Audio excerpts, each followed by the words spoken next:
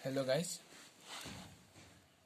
अब चाहिँ हामी स्फेरिकल ट्रिग्नोमेट्रीको हल्का एकदमै बेसिक कुराहरू गर्न गइरहेका छौँ यो भिडियोमा चाहिँ, वा यो सिरिज अफ भिडियो भनौँ, पार्टमा हुन्छ।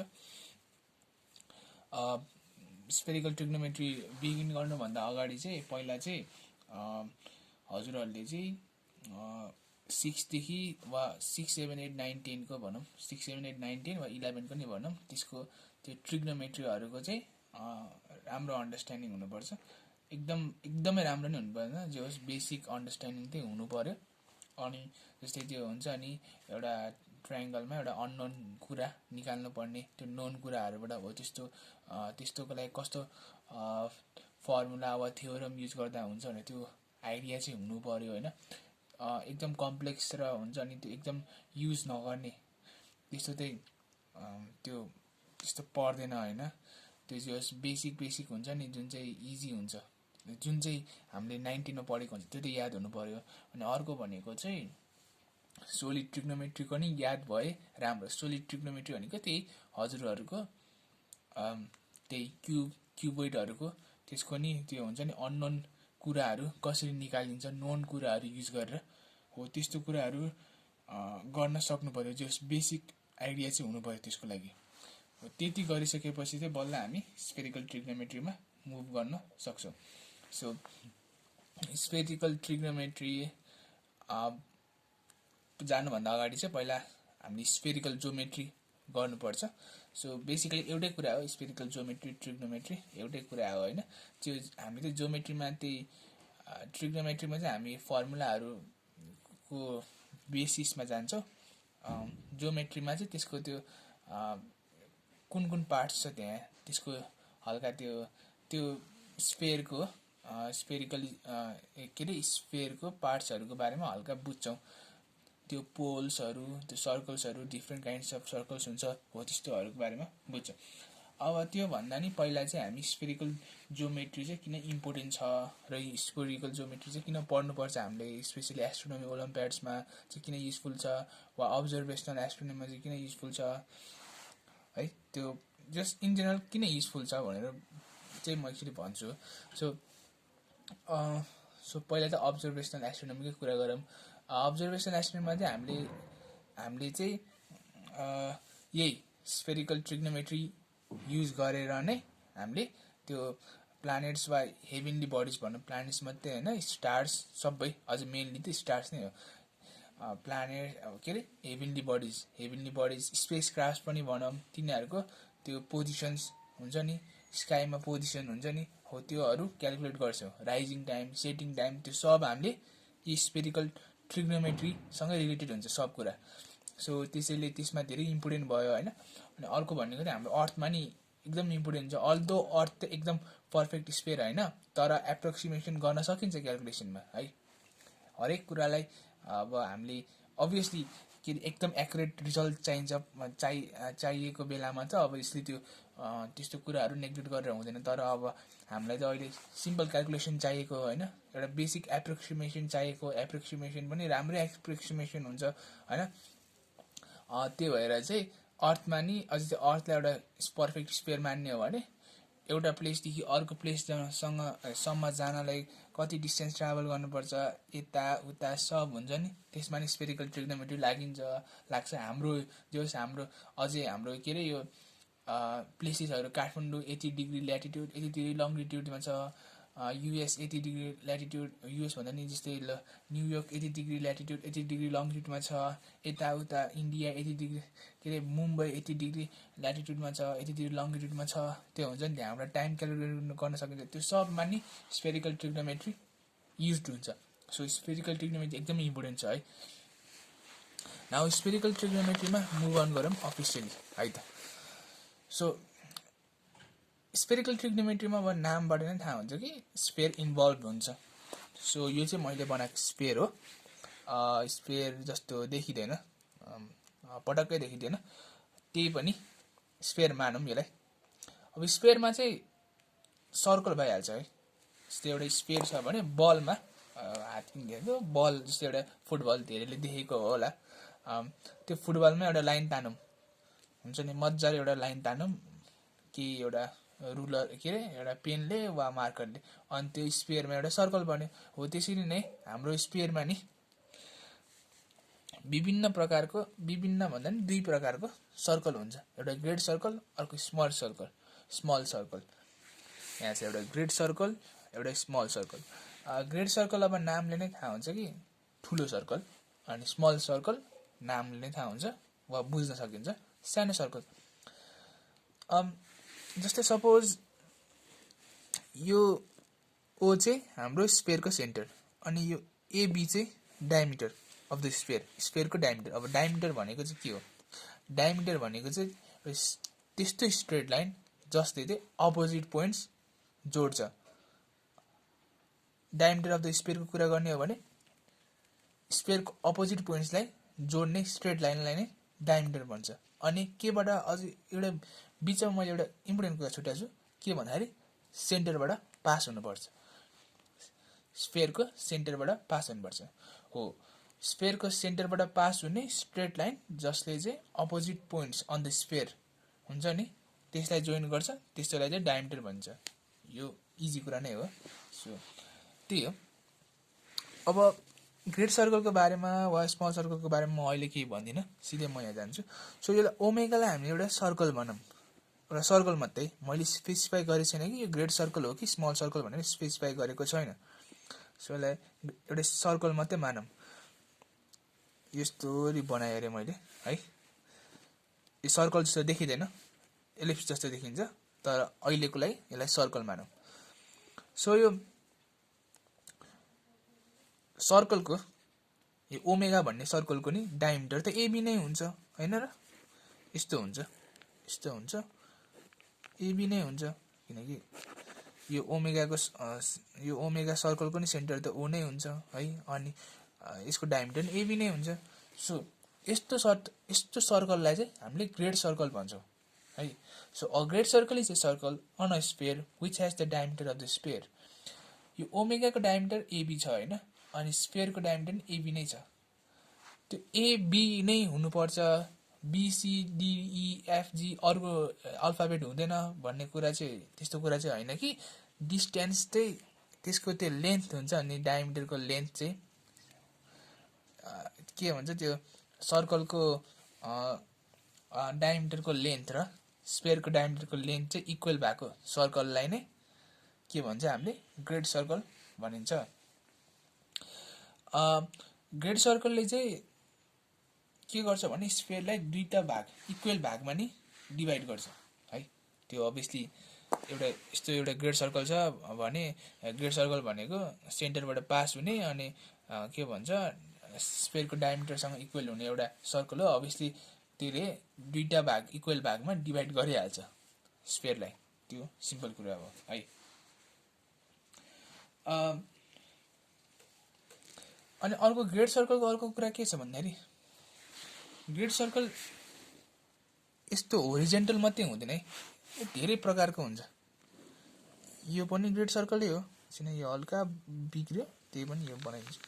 यो नि ग्रेड सर्कलै हो है, यो पनि ग्रेड सर्कल नै हो।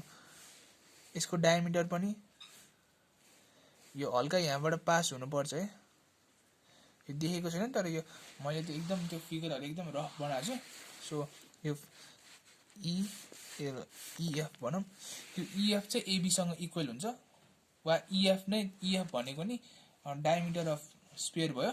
अनि त्यो भनेको जस्तै यो टाउ भनौँ यसलाई, यो टाउ सर्कलको डायमिटर पनि इएफ नै हो, अनि त्यो टाउ सर्कलको डायमिटर चाहिँ स्पेयरको डायमिटरसँग इक्वल भएकोले यो टाउलाई चाहिँ हामीले ग्रेड सर्कल भन्छौँ। यहाँबाट के लेख्न सकिन्छ भने दुईटै ग्रेड सर्कलको प्लेन छ नि, प्लेनमा चाहिँ यो सेन्टर कन्टेन हुन्छ। सेन्टर छ नि, सेन्टर अफ द स्पेयर, त्यो कन्टेन हुन्छ। अभियसली यो अभियस फ्याक्ट नै हो होइन। अब डेफिनेसन नै त्यसरी छ त सेन्टर त कन्टेन भइहाल्छ नि। अब डायमिटर के अरे ग्रेड सर्कलको डायमिटर स्पेयरको डायमिटरसँग इक्वल छ भनेपछि त अब त्यो सेन्टर त जसरी पनि कन्टेन हुनुपर्छ, त्यो त भइहाल्यो होइन। त्यही हो ग्रेड सर्कलको प्लेनमा चाहिँ यो प्लेन भनेको 2 डाइमेन्सनल कुरा हो यो प्लेनमा चाहिँ जहिले नि यो सेन्टर कन्टेन्ट हुन्छ। अब यो पनि अर्को ग्रेड सर्कल भयो। जो बुझ्नुपर्ने के कुरा भन्दा नि ग्रेड सर्कलको चाहिँ डायमिटर छ नि GH, ग्रेड सर्कलको डायमिटर चाहिँ स्फेयरको डायमिटरसँग इक्वल हुन्छ। अनि त्यो ग्रेड सर्कलको प्लेन छ नि यो प्लेनले चाहिँ सेन्टर कन्टेन्ट गर्छ। अनि अर्को भनेको ग्रेड सर्कलले चाहिँ स्फेयरलाई दुई इक्वल भागमा डिभाइड गर्छ। अनि यस्तो ग्रेड सर्कल कतिवटा बन्न सकिन्छ होला? अभियसली इन्फाइनाइटवटा बन्न सकिन्छ, धेरैवटा बन्न सकिन्छ। अब जस्तै कोही भन्ला हैन। अनि अब यहाँबाट जस्तै भनौँ न एउटा आर्क लिम हैन, यो आर्क लिमले 80 पार्टलाई जुम गरिदिएको रे हेर मैले यस्तो हैन। अनि यहाँबाट यस्तो भयो रे, अनि यस्तो भयो रे, यस्तो भयो, अनि अझै यस्तो गरौँ। अब त अट्दै अटेन त भन्छ होला कसले हैन। अब त्यसरी अर्को सर्कलको त ठाउँै भएन भन्छ हैन। यसलाई अझै जुम गरिदिउँ कि, अझै जुम गरिदिउँ भने नि यो 3वटा थियो पहिला, 3वटामै फुल भइसकेको जस्तो देखेको थियो। तर यहाँ अब अझै हाल्न मिल्यो। लाइनको त विड्थ हुँदैन, अनि यो त अब लाइन जस्तै त हो नि, कर्भ लाइन हैन, कर्भ लाइन त हो नि। त्यो लाइनको त विड्थ हुँदैन। अनि जति जुम गर्दै गयो त्यति अझै हाल्न मिल्छ। त्यही भएर इन्फाइनाइटवटा ग्रेड सर्कल छ भन्ने हो। अब यो बुझ्नु त्यति साह्रो पर्दैन। यो म्याथ्सको त्यो रियल नम्बरको जस्तै हो। रियल नम्बरको जस्तै 0 र 1 बीच कतिवटा रियल नम्बर छ भन्नेको जस्तै हो हैन। त्यस्तै कुरा हो। यो र यो पोइन्ट बीच कतिवटा ग्रेड सर्कल छ, वा जी र ई पोइन्ट बीच कतिवटा ग्रेड सर्कल हुन्छ भने नि इन्फाइनाइटवटा ग्रेड सर्कल हुन्छ हो है। इन्फाइनाइटवटा ग्रेड सर्कल हुन्छ। त्यो भनेको चाहिँ त्यो चाहिँ इक्विभ्यालेन्ट हो। 0 र 1 बीच चाहिँ कतिवटा रियल नम्बर छ भनेको जति नै धेरै नै हुन्छ, अति नै धेरै हुन्छ है। सो अहिले बेसिक कुरा बुझ्नुपर्ने भनेको त्यही इन्फाइनाइटवटा के भन्छ यो ग्रेड सर्कल हुन्छ। त्यो पनि त्यति साह्रो इम्पोर्टेन्ट छैन। बुझ्नुपर्ने भनेको यो ग्रेड सर्कल भनेको के हो, यसको डेफिनेसन भनेको के हो, यो कस्तो सर्कललाई चाहिँ ग्रेड सर्कल भनिन्छ। सो अब अर्को सर्कल भनेको चाहिँ हाम्रो स्मल सर्कल छ। यो मैले स्फेयर बनाएँ। यो त हाम्रो ग्रेड सर्कल भयो।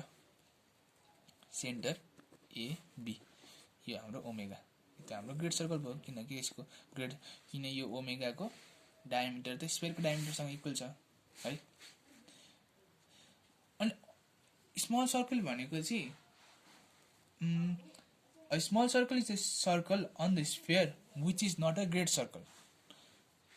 सबै सर्कल छ नि जुन चाहिँ ग्रेड सर्कल हैनन्, त्यो सबै सर्कल चाहिँ स्मल सर्कलहरू हुन्।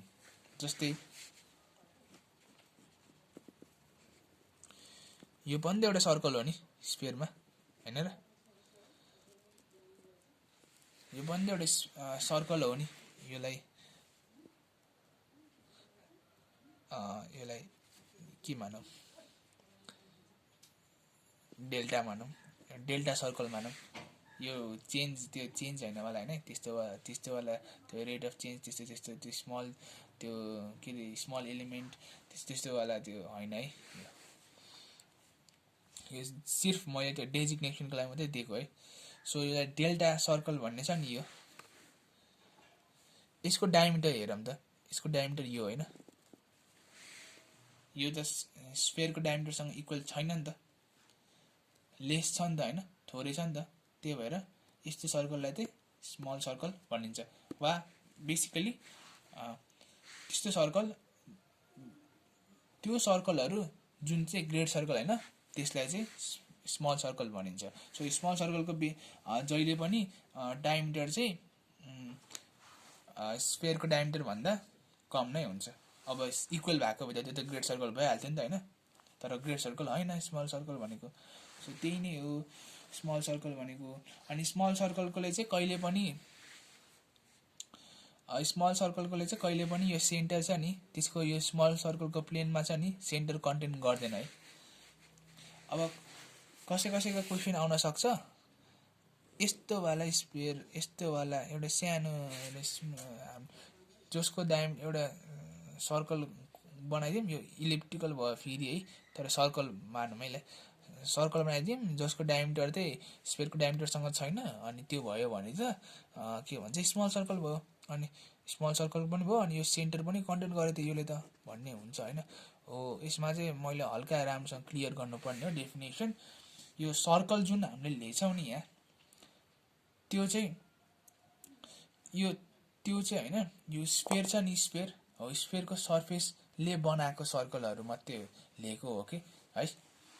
सो यो वा स्फियरको त्यो सर्फेसहरूलाई टच गरेर हुन्छ नि बनेको सर्कललाई मात्रै कन्सिडर गरेको। अब यो सर्कल त हरेक पोइन्ट फेरि टच हुनु पऱ्यो नि होइन, फेरि यस्तो के अरे यस्तो भयो, यो पनि त टच भएको छ नि भनेर त्यस्तो होइन, पुरै सर्कल नै त्यो के अरे स्फियरको सर्फेसबाट बनेको हुनु पऱ्यो, स्फियरको सर्फेसबाट बनेको हुनु पऱ्यो है।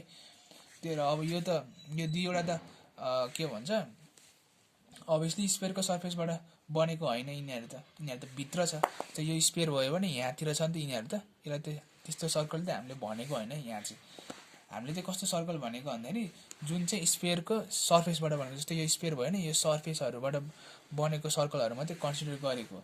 वा अर्को लोकसको डेफिनेसनबाट जाने हो भने त्यस्तो सर्कलहरू जसको लोकस चाहिँ स्फियरको सर्फेसमा हुन्छ, जसको लोकसले चाहिँ स्फियरको सर्फेसमा ट्रेस गर्छ, त्यस्तोलाई नै के भन्छ, त्यस्तो सर्कलहरू चाहिँ हामीले लिएको।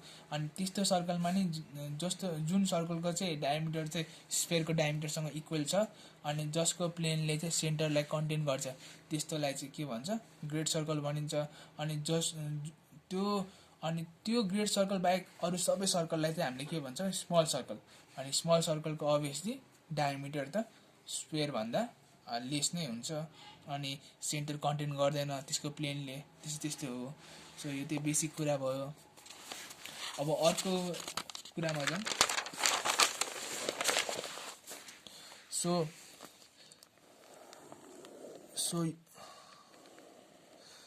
यो चाहिँ